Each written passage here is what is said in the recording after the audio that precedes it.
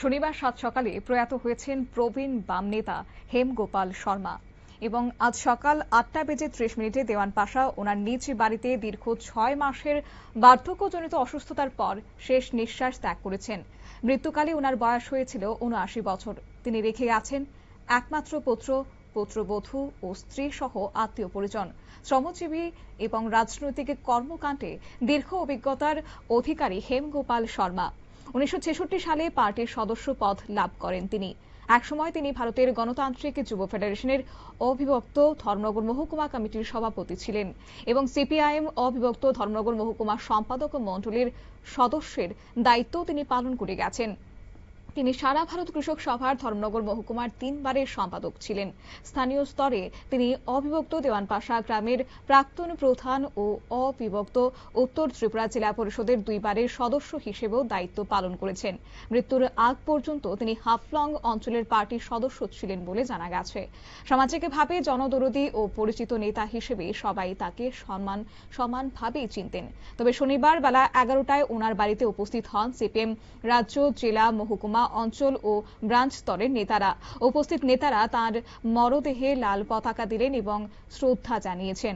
উপস্থিত নেতাদের মধ্যে সিপিএম রাজ্য সম্পাদক মণ্ডলীর সদস্য অমিতাভ দত্ত, উত্তর ত্রিপুরা জেলা সম্পাদক অভিজিৎ দে, মহকুমা সম্পাদক রতন রায়, বর্তমান হাফলং অঞ্চল কমিটির সদস্য মাখনলাল পাল, রাজ্য কমিটির সদস্য দুর্গেশ রায়, জেলা কমিটির সদস্য সমীরণ দাস, শশাঙ্ক মজুমদার, হাফলং অঞ্চল সম্পাদক করুণানাথ, অঞ্চল সদস্য রূপেন্দ্র নারায়ণ চৌধুরী সহ আরো অন্যান্যরা ওনাকে শেষবারের মতো শ্রদ্ধা জানিয়েছেন এবং ওনাকে বিদায় জানিয়েছেন। সেই মুহূর্তে কি ছবি উঠে আসলো, কিংবা প্রতিক্রিয়া রয়েছে, সেই প্রবীণ বাম নেতাকে হারিয়ে নেতা কর্মীদের মধ্যে প্রতিক্রিয়া দেখুন। ছাত্র জীবন থেকেই বামপন্থী আন্দোলনে ছিলেন। উনি ধর্মনগরে যুব আন্দোলনের প্রথম সভাপতি ছিলেন এবং পরবর্তী সময়ে উনি কৃষক সভার রাজ্য কার্যকরী কমিটির অন্যতম সদস্য ছিলেন। দীর্ঘদিন উনি আমাদের সারা ভারত কৃষক সভার ধর্মনগর মহকুমার সম্পাদক ছিলেন।